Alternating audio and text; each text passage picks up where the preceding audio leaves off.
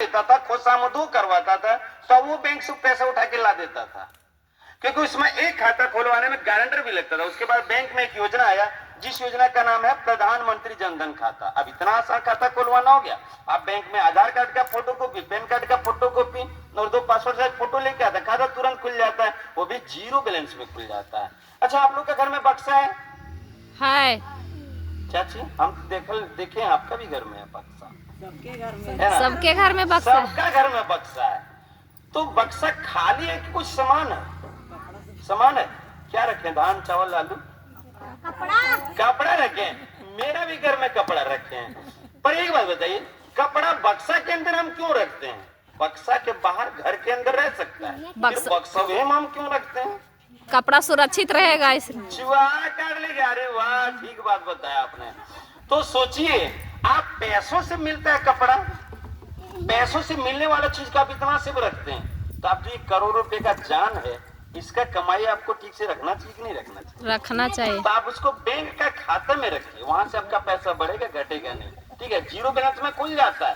तो करते क्या है, 550 बैलेंस है तो 500 उठा दीजिए, नहीं तो खाली करके छोड़ता है, क्योंकि माइंड में बैठा है 0 बैलेंस में खुला।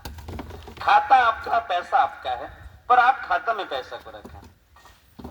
ठीक है, खाता तो मेरा है सर। अच्छा, फिर खाता से अपने पैसा कट जाता है। क्या आप लोग के साथ भी ऐसा होता है क्या? तो पता है ना क्या चीज का कटता है? और मैंने कोई चीज का ऐसा कट रहा है तो पता है सब चीज का? नहीं। हाँ, मैंने जो भी कटता है आपको पता है क्या चीज का कट रहा है? तब थोड़ा हम लोग को भी दे दीजिए। पता करना चाहिए कि क्या चीज का पैसा कट रहा है। आप कितना मेहनत से पैसा कमाते हैं, तो आप बैंक से हिसाब लेना चाहिए। आप पति को अगर दे के भेजेंगे 1000, अगर वो खर्चा करके आ जाएंगे, अब ना पूछिएगा क्यों 500 रुपये का सामान लाए और 500 रुपया किधर गया, तो आपको बैंक से भी ये पूछना चाहिए। चलिए हम बताते हैं, अगर 20 रुपया और 436 रुपया अगर ऐसा किसी का खाता से पैसा कट रहा है, तो फिर क्या चीज का कट रहा है? इंश्योरेंस का। इंश्योरेंस, बीमा का कट रहा है। 20 रुपए में 2 लाख और 436 रुपए में भी 2 लाख। ये कैसा बीमा है सर? 20 रुपए में भी 2 लाख और 436 में भी 2 लाख। यही तो बात है, लोग इंश्योरेंस को समझते कि इंश्योरेंस गाड़ी से धक्का लग के मरेगा तो ही पैसा मिलेगा, पर ऐसा नहीं है। आकस्मिक मौत किसी भी तरह से हो जाते हैं, चाहे गाड़ी से धक्का लग के मर जाए, कोई छत से 2 लाख रुपया मिलता है। लेकिन मात्र अगर 20 रुपए का इंश्योरेंस है, तो वो रोज का है नहीं, 1 महीने में लगता नहीं, 1 साल में मात्र 20 रुपया। 436 रुपए में भी 2 लाख का। पर इसमें क्या है कि 18 साल से लेकर 50 साल तक आयु में किसी भी तरह से आपकी अगर मृत्यु हो जाती है, किसी भी तरह से, आजकल कोई ठिकाना, कोई 400 साल नहीं टिकता है, मर जाता है। कोई 30 साल में खत्म है तो कोई 100 साल में है। लेकिन अगर 50 साल तक आयु में किसी भी तरह से अगर आपकी मृत्यु हो जाती है, तो आपके नॉमिनी या घर परिवार को 2 लाख रुपया मिलता है। अगर आप अपने घर परिवार के लिए इतना सोचते हैं, ख्याल रखते हैं, तो कम से कम ये बीमा कराना आपको बहुत जरूरी है।